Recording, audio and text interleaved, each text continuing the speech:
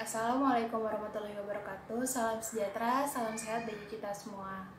Perkenalkan, nama saya Fadila Namira beserta teman saya yang bernama Muhammad Talib Nur. Kami dari mahasiswa Politeknik Negeri Jakarta, kelas Penerbitan Jurnalistik 2D, akan menjelaskan dan mempresentasikan tentang masyarakat sipil atau yang biasa kita sebut dengan civil society.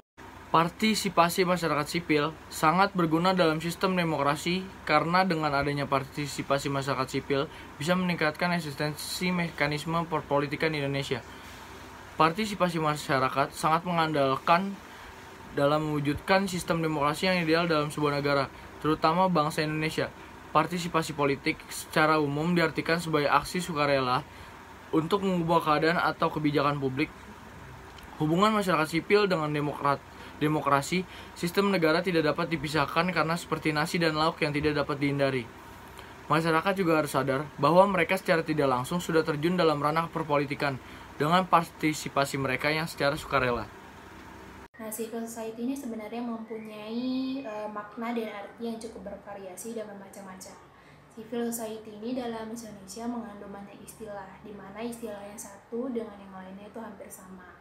Walaupun begitu, kami tetap mengutip beberapa pendapat para ahli tentang civil society. Di antaranya ada Adam Ferguson di tahun 1767 memaknai civil society sebagai visi etis dalam kehidupan bermasyarakat untuk memelihara tanggung jawab sosial yang berjadikan solidaritas sosial dan terilhami oleh sentimen moral serta sikap saling menyayangi antar warga secara alamiah. Lebih jelasnya, civil society dipahami sebagai kebalikan dari masyarakat primitif atau masyarakat barbar. Selanjutnya ada Thomas Paine di tahun 1792 memaknai civil society sebagai antitesis dari negara. Civil society lah yang mengontrol negara demi keperluannya. Yang selanjutnya ada Karl Marx. Menurut dia, civil society itu merupakan masyarakat berjuis, sehingga keberadaannya harus dilenyapkan karena akan merupakan kendala untuk mewujudkan masyarakat tanpa kelas. Selanjutnya ada Alexis de Tocqueville memaknai sebagai entitas penyeimbang kekuatan negara, sebagaimana yang dikemukakan oleh Hegel, tetapi mempunyai sifat otonom dan memiliki kapasitas politik cukup tinggi yang mampu menjadi penyeimbang untuk menahan kecenderungan intervensi negara. Selanjutnya ada dari alumni Universitas Gadjah Mada, M. Dawan Harharjo menyatakan bahwa secara harfiah civil society merupakan terjemahan dari istilah lain atau civilis societas yang sudah ada sebelum Masehi. Istilah ini bermula-mula dicetuskan oleh Cicero di tahun 106 sampai 43 sebelum Masehi. Seorang orator dan pujangga Roma yang pengertiannya mengacu kepada gejala budaya perorangan masyarakat. Masyarakat sipil disebutnya sebagai masyarakat politik atau political society yang beradab dan memiliki kode hukum sebagai dasar pengaturan hidup. Selanjutnya ada dari Muhammad A.S. Hikam, Menteri Negara Riset dan Teknologi pada Kabinet Persatuan Nasional, mengonsepsikan civil society sebagai wilayah-wilayah kehidupan sosial yang terorganisasi dan bercirikan antara lain kesukarelaan, kesuasembadaan, kesuadayaan, kemandirian tinggi berhadapan dengan negara, dan keterikatan dengan norma-norma atau nilai-nilai hukum yang diikuti oleh warga negaranya. Selanjutnya yang terakhir adalah Nurcholish Madjid, menekankan istilah masyarakat sipil sebagai masyarakat madani yang berasal dari kata Madinah. Dalam istilah yang modern mengarah pada semangat dan pengertian masyarakat sipil yang berarti masyarakat yang memiliki sopan santun, beradab dan teratur yang terbentuk dalam negara yang baik. Sampai saat ini pemahaman para intelektual tentang konsep society masih berbeda-beda tergantung perspektif mana yang akan diikuti. Namun, dapat dikatakan masyarakat sipil itu merupakan suatu bentuk hubungan antara negara dengan sejumlah kelompok sosial dan gerakan sosial yang ada dan bersifat independen terhadap negara. Salah satu tujuan inti masyarakat sipil adanya usaha yang sungguh-sungguh, terencana, dan sistematis untuk mewujudkan otonomi masyarakat sehingga tidak tergantung kepada negara.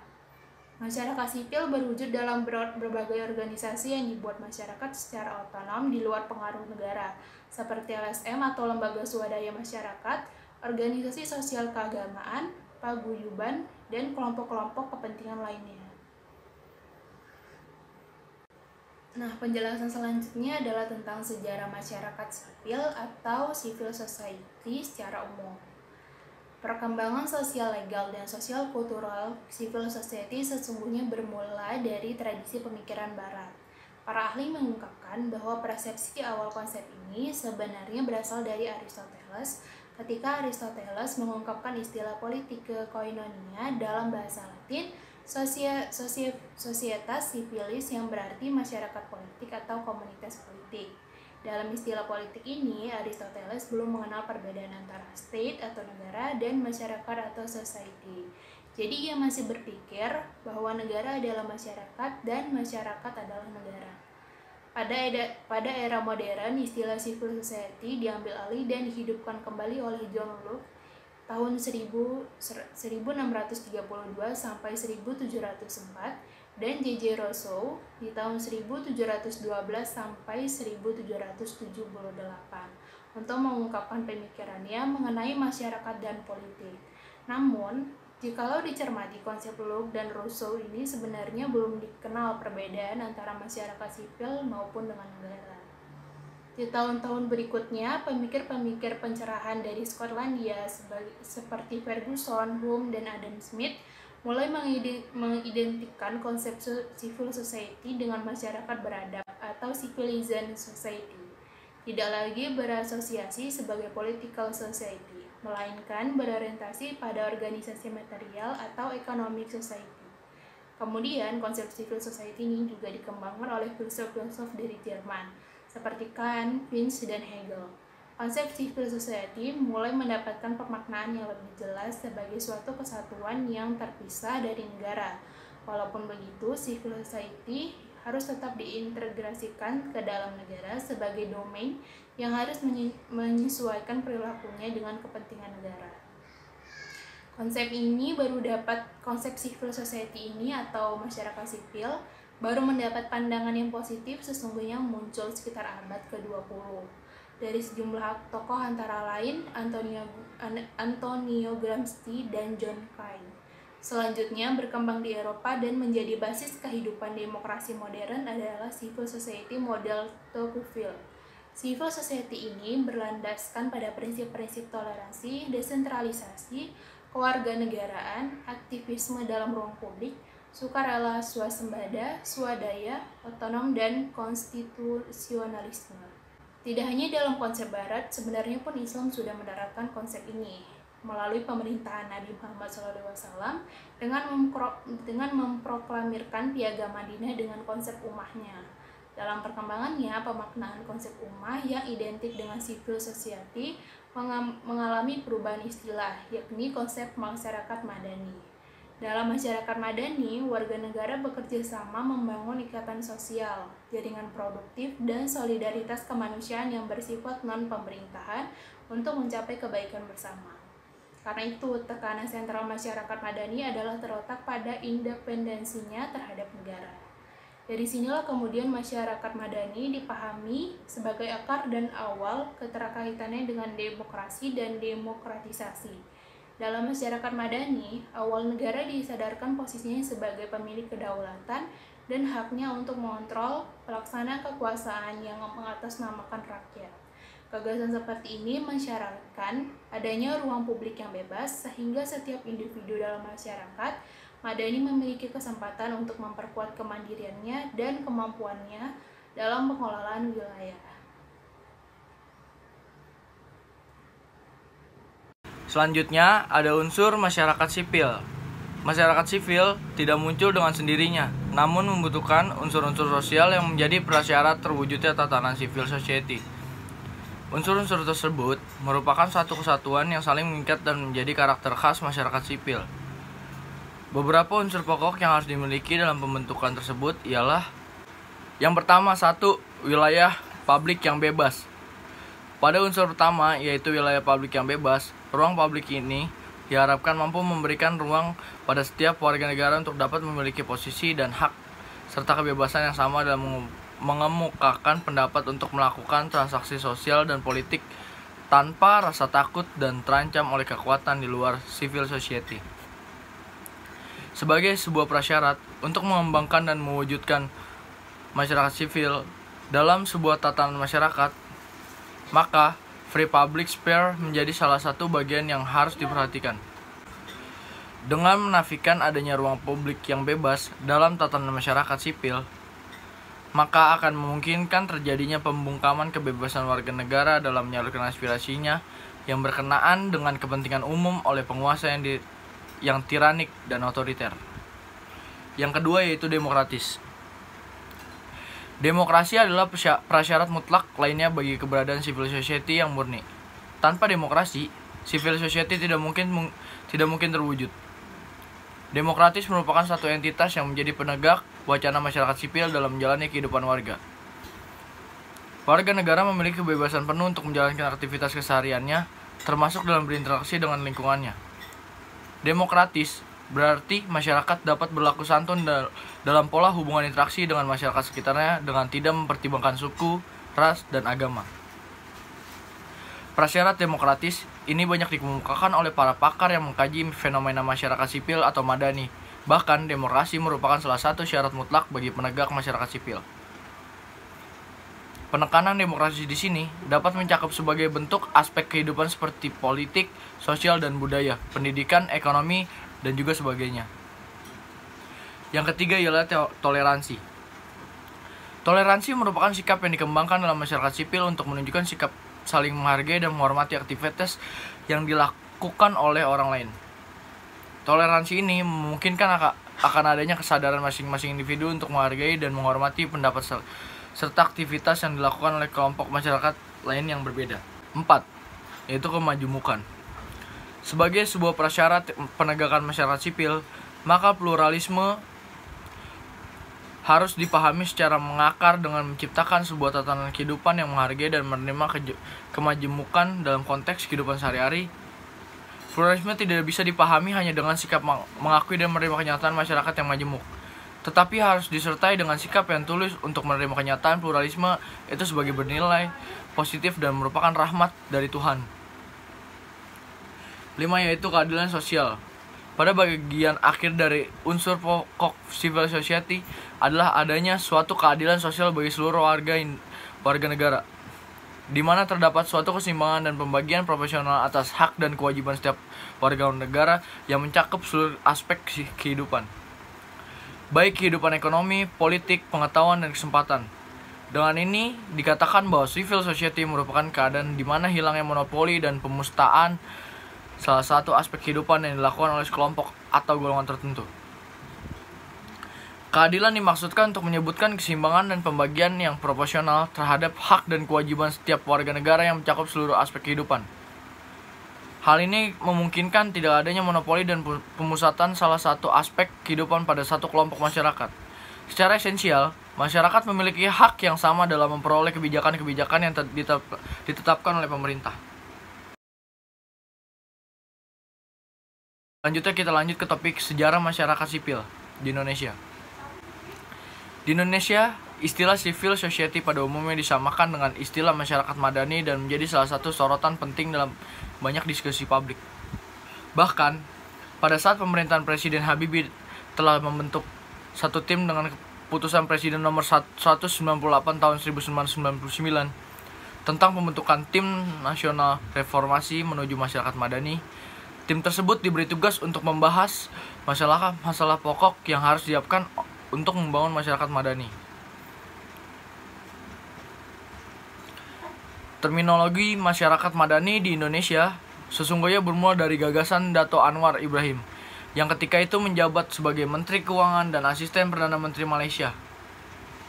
Dalam kunjungannya ke Indonesia, ia membawa oleh-oleh terminologi masyarakat madani sebagai terjemahan dari civil society. Terminologi tersebut mula-mula ia perkenalkan dalam sebuah ceramah pada acara Simposium Nasional dalam rangka Festival Istiqlal tanggal 26 September 1995. Pembahasan masyarakat madani sebenarnya masih memperlihatkan kontradiksi antara satu dengan lainnya, baik itu tingkatan agenda politik maupun ditingkatkan ideologi yang mendasarinya. Hal itu karena mengingat civil society itu sendiri merupakan sesuatu yang baru bahkan asing di Indonesia. Dan ketika istilah ini muncul, ada semacam hasrat untuk mewujudkan Indonesia baru. Fenomena yang cukup menarik Misalkan ketika muncul istilah masyarakat madani di era reformasi oleh tokoh-tokoh negara, pemerintah dan tokoh-tokoh dari kalangan militer, tetapi menjadi sesuatu yang diragukan. Dengan kata lain, masyarakat memandang secara skeptis bab dalam pandangan masyarakat madani muncul sebagai luapan reaksi terhadap pemerintah militeristik yang dibangun oleh rezim Orde Baru. Dan ketika momentum era reformasi muncul sebagai penolakan terhadap politik model rezim Orde Baru, masyarakat dan bangsa Indonesia menginginkan adanya perubahan sistem politik dan pembangunan menuju ke arah terciptanya masyarakat madani atau civil society. Pada saat itulah, masyarakat madani atau civil society mulai riuh-riah diperbincangkan dan dijadikan acuan dan agenda penting untuk membangun Indonesia baru, yaitu terciptanya suatu sistem keadilan, demokratis, dan menghargai adanya perbedaan di tengah-tengah masyarakat. Tetapi konsepsi yang ditawarkan dalam upaya membangun civil society di Indonesia berbeda dengan konsep civil society yang muncul pertama kali di Eropa. Di Indonesia, civil society yang dimaksud adalah sebagai gagasan alternatif atas militerisme atau tandingan dari militer yang dalam praktiknya berbentuk dwifungsi ABRI yang dianggap model politik Orde Baru. Munculnya gagasan masyarakat madani dianggap sebagai konsep alternatif dari gerakan positif kaum reformis terhadap rezim Orde Baru yang diberi nama Gerakan Masyarakat Madani. Dari gagasan tersebut, masyarakat madani dilawan dengan masyarakat negara yang dimotori oleh militer, sehingga lontaran pemikiran tersebut tendensi pada keinginan untuk membersihkan pemerintahan dari dominasi militer.